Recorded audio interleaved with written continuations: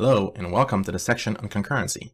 We're going to explore and get comfortable with Go's concurrency model. This section combines a study of both the language mechanics for concurrency support as well as some packages designed to work with those primitives. Though we can't cover everything concurrency related, we'll get familiar enough with the lingo and idioms to give you an idea of what's possible. And of course, with lots of examples. Here's what we'll cover. We'll talk about goroutines, what they are and how to use them. We'll talk about channels, the mechanism of exchanging messages between goroutines. We'll talk about synchronization, what it means to synchronize access of shared resources between goroutines. Lastly, we'll see some concurrency patterns. We'll start this section by looking at goroutines. We'll cover what goroutines are. We'll be enhancing a program with goroutines. We'll talk about the sync package.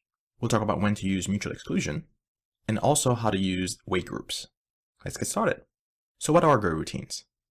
A goroutine lets us run functions concurrently along with our main quote-unquote thread, which is itself a goroutine and is referred to as the main goroutine. Goroutines are typically described as lightweight threads because the Go runtime itself is managing them as opposed to the underlying operating system. There are many benefits to this approach that I won't rehash here, but that you can definitely find out about online. What we will do is get into some code and show how this stuff works and how we can take advantage of it in our own programs. Let's talk about the program we'll be enhancing. We've been given the task of exploring ways of taking a character counting program with sequential steps and making it more concurrent using the tools at our disposal in Go. Let's look at the program now.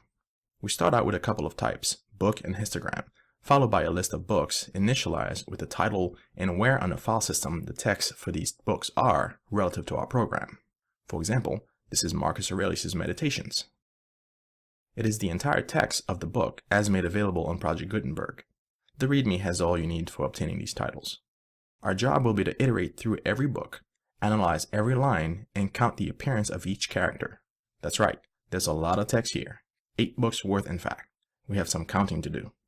So we start by iterating over the list of books, allocating a map of runes with integer values to track our character counts, which we're calling a histogram. Open up the file and use a scanner from the buff.io package to make moving through each line of the file more efficient. We start scanning, and for each character in each line, we increment the integer value.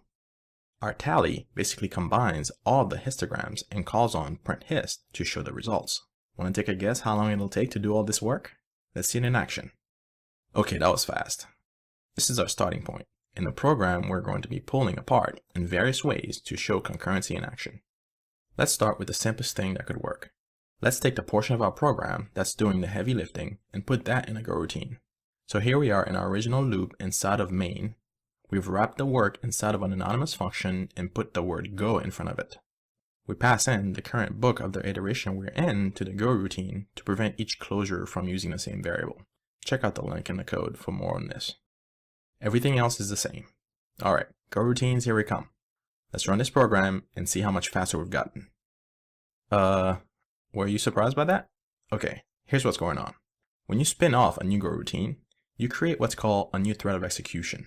What that in turn means is that your main goroutine, the one you created that new goroutine from, it's still moving on down through the rest of the program.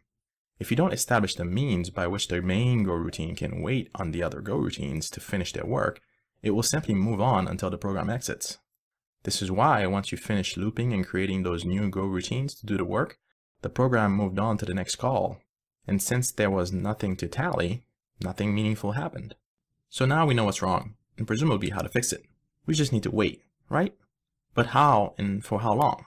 Don't even think about putting time.sleeps in there. Go's got you covered here too. Let's see what the sync package has to offer. This package offers some types we can rely on, mainly the wait group, which will suit our needs for now. Let's see how to use a wait group to help us with our situation. We'll set up a variable prior to the start of our loop. Inside of our loop, we'll use the add method for each goroutine we want to wait for.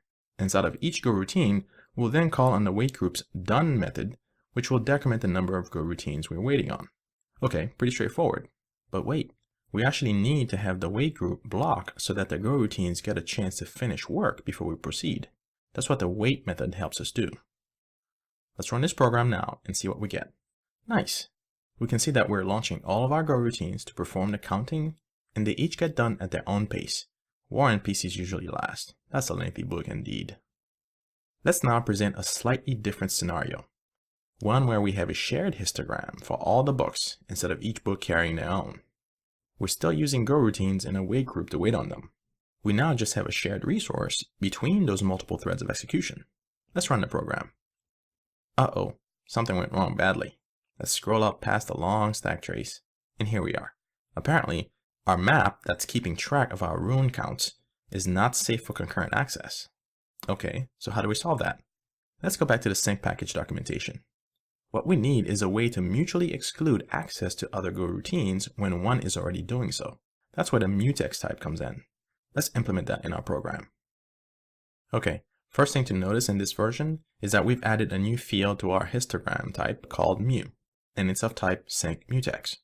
Next, we scroll to the place where we were doing all of the writes to our map inside of the scanner loop, and wrap the mutation with a lock and an unlock made available by our new mutex field.